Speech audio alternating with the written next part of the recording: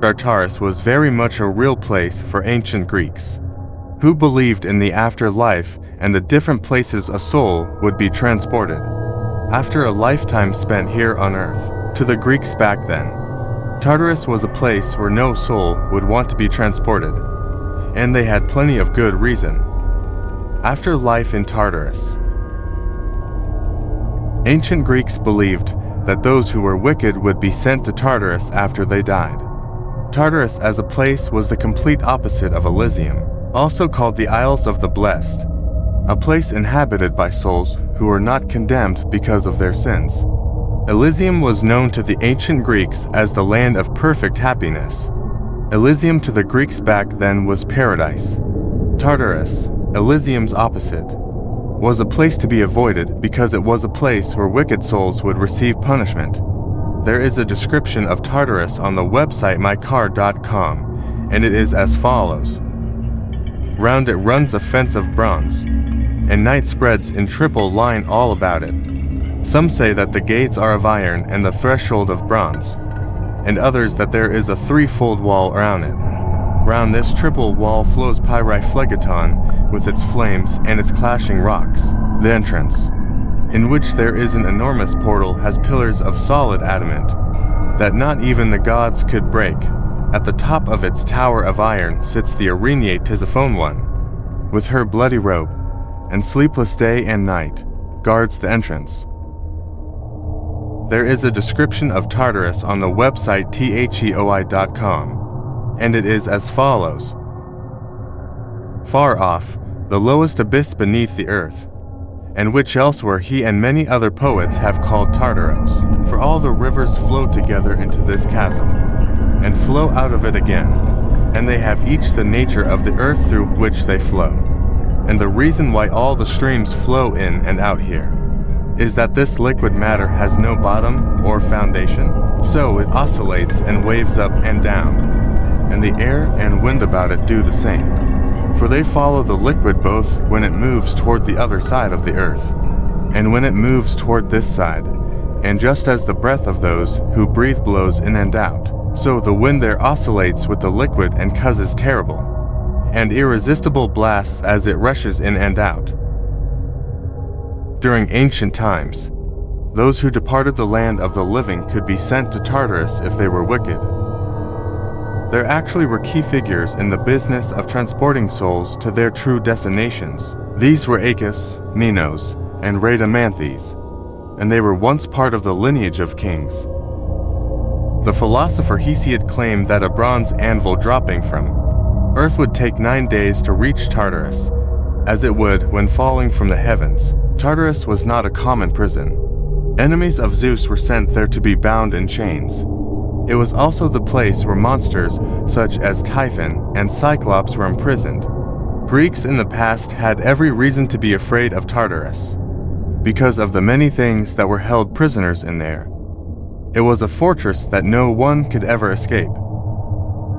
Tartarus during the times of the Romans. The Romans also believed in the existence of Tartarus. Ancient Romans knew Tartarus as a place with 3 surrounding walls, and it had a river of fire that flowed beyond it. There also existed in Tartarus 5 giant snakes or hydras that sat on top of its gates. Tartarus in the Bible.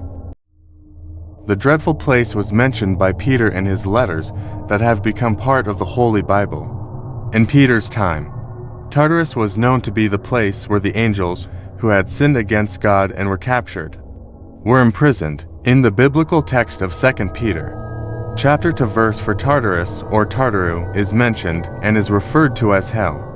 The King James Version of the said verse is as follows. For if God spared not the angels that sinned, but cast them down to hell, and delivered them into chains of darkness, to be reserved unto judgment. Angels had been imprisoned in Tartarus. According to Peter in his letter, that has a vial of truth contained in every verse. What is it like in Tartarus? What is Tartarus like today? And is it possible that even an ordinary person can end up in that dreadful place where fallen angels and monstrous creatures are imprisoned, is Tartarus synonymous with hell? There are two places of punishment that are mentioned in the Holy Bible, hell and lake of fire. The lake of fire is mentioned in the book of Revelations of the Holy Bible. Although it is another version of hell, it is different from hell. Mentioned in 2 Peter chapter 2 verse 4 in a sense that the lake of fire happens in the last days, or what is known as the end of the world. The lake of fire is mentioned in the book of Revelations, chapter 20 verse 11 to 14. It reads, 11 And I saw a great white throne, and him that sat on it, from whose face the earth and the heaven fled away, and there was found no place for them. 12 And I saw the dead, small and great, stand before God, and the books were opened, and another book was opened, which is the book of life, and the dead were judged out of those things which were written in the books, according to their works. 13 And the sea gave up the dead which were in it, and death and hell delivered up the dead which were in them, and they were judged every man according to their works. 14 And death and hell were cast into the lake of fire. This is the second death. 15 And whosoever was not found written in the book of life was cast into the lake of fire. Tartarus in the underworld? Tartarus is located in the deepest part of the world. It is a hidden world inside the planet where the souls of the wicked are imprisoned in the afterlife. In Homer's epic poem Iliad, Tartarus is described as a place of eternal darkness bound by iron gates, so no soul can ever escape it. Tartarus is a place inhabited by evil souls who are being punished for their crimes. Greeks back then believed that there were different planes, or dimensions in the underworld. They also believed in the existence of Tartarus. Tartarus, according to the Greeks, is the plane in the underworld that serves as the confinement for evil souls. One can only guess the length of time that the soul of an evil person has to stay and receive punishment in a dreadful place. That is Tartarus.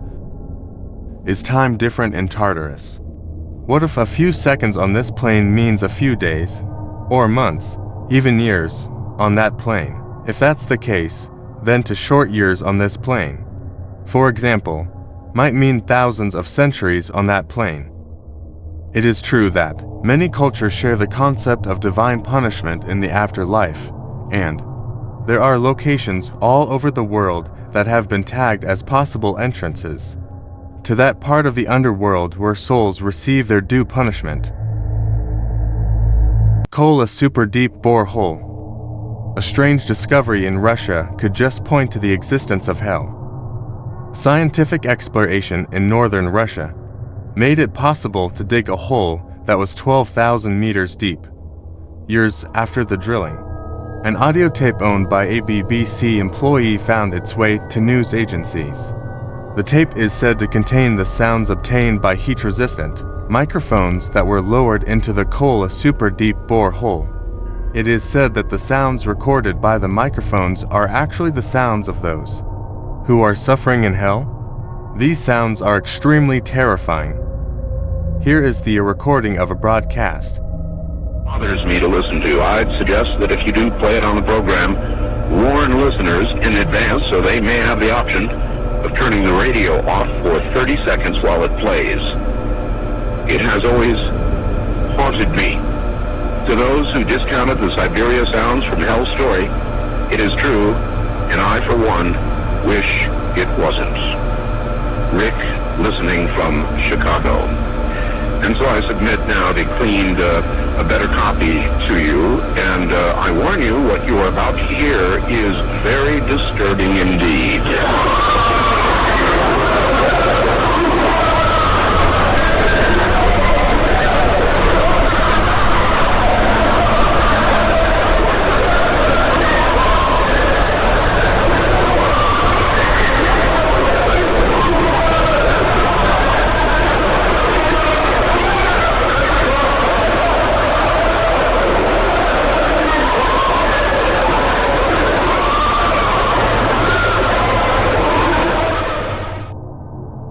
Hauska Castle has a legend that is just extremely strange. There is a pit in the Liberec region of the Czech Republic that is said to be an entrance to hell. In the 13th century, a castle was built on top of the hole, in an effort to stop whatever evil that could possibly rise out of that hole. Legend has it that there was a young man who agreed to be lowered into the pit, to know what's inside it. However, after only a short while inside, the man screamed and begged to be returned to the surface.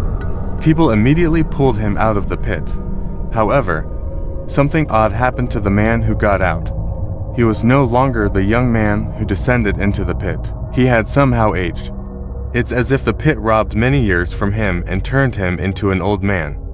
Was it what the man saw inside the pit that altered his age and appearance, or was he transported to a new dimension when he was inside the pit? A dimension where time travels much faster than it would in his world. And what did he actually see? Did the man in the story reach hell?